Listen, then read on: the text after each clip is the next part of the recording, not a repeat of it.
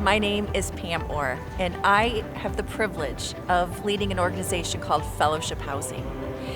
And we serve single moms and their children by providing safe, affordable housing, financial literacy training, educational opportunities for their children, and honestly providing a safe space so these incredible single mamas can make progress in their lives.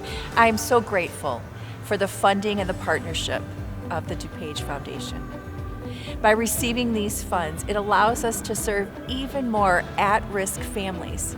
We are living in a time of upheaval, uncertainty, especially for those that are on the margins, those that are living paycheck to paycheck. Funding is being pulled out, right out from underneath them with absolutely no warning, and they need a safety net. Hi, my name is Jermaine Hinton, and I am the president of the Accolade Foundation, which is a 501c3 foundation.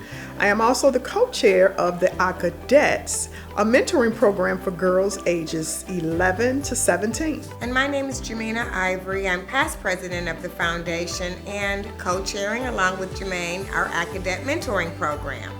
We had a food drive where our Cadets at their meeting on Saturday, we had thousands of dollars worth of food in addition to baskets, and we filled those baskets and we took them to an organization called Bridges Community to make sure that those people who were in transition between being homeless and trying to find food and shelter, that they had something to eat. I'm Dr. James E. Shannon. I'm the pastor here at People's Community Church. We have a pretty big footprint in the community, and that's our motto, is that we will help to heal hurting people in the community. And a lot of our ministries are out in the community, helping people in the community. Yeah, we received $6,500, and that was to expand our outreach. Being an ex-teacher, you can see so many kids coming to school that's not prepared, but we wanted to make sure that they were prepared to go back to school. We had over 500 people to come to our back-to-school picnic. My name is Robert Lee Johnson. I stay in Downers Grove, Illinois at the present moment, and it was time to renew my lease. But then they put a background check at my door, and I called to the office. I'm like, why do I have to do another background check? I live here.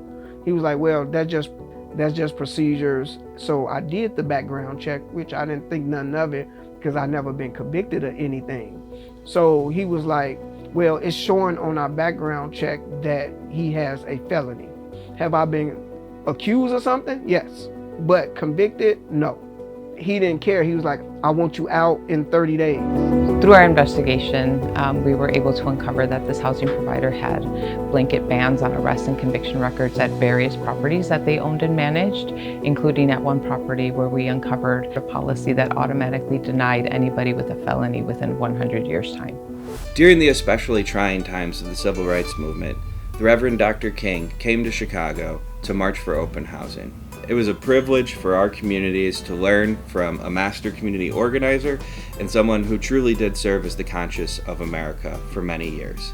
Unfortunately, despite his significant work organizing people across the country, but especially in the Chicagoland area, he was unsuccessful in passing his legislation for open housing. In fact, it was not until 7 days after his assassination that Congress finally moved a bill that they had been sitting on for years and years, and in just 7 days they passed Title VIII, the Fair Housing Act. It is quite arguably the most significant piece of civil rights legislation that has been passed since, and it took the very public murder of one of our nation's greatest heroes to get Congress to move that legislation along. I hope that you will all join me today in recognizing the contributions of Dr. King, but also that we will all work together to promise one another and the generations to come that there will never be required such a great sacrifice for us to do what we simply should have been doing in the first place.